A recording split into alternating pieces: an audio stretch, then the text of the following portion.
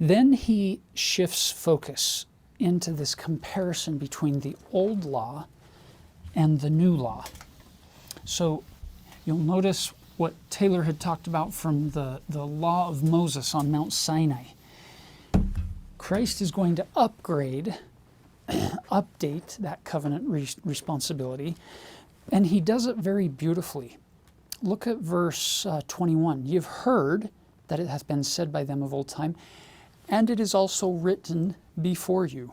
You'll notice in the Book of Mormon account that from here on out, everything he says to them is, it is written, it is written, it is written, but I say unto you. So he's comparing the old to the new by saying, it's written in the law. In the biblical account, he only ever says, ye have heard, ye have heard, ye have heard, that it hath been said by them of old. Biblical scholars, they guesstimate that at the time of Jesus in the Old World, in the Holy Land, that literacy rates are somewhere, 5 to 10% maximum among the people that Jesus is teaching. So for them, most of them haven't read. It isn't written before them because most of his disciples, especially in Galilee, can't read. So they've heard. It's an oral tradition. This is what you've heard. But in the Nephite and Lamanite culture, they seem to be much more literate. And so with them, it's written before you. You've got it. You've read this. It's just one of those little subtle changes that doesn't get anyone into heaven, but it's fun to see this contrast between the two speeches.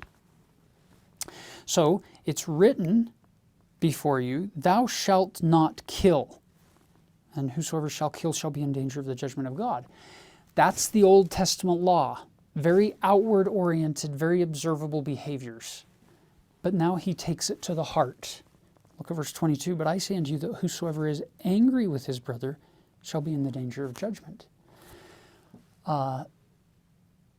It's not just what you outwardly do, it's who you're inwardly becoming. Once again, this pathway that leads to perfection, to becoming more like Christ. He does the same thing in verse 27, 28, with the thou shalt not commit adultery. But I say unto you that whosoever looketh on a woman to lust after her hath committed adultery already in his heart. Again, not just the outward behaviors, but the inward becoming. And he continues that down through the rest of chapter 12 with various upgrades of the Old Testament law.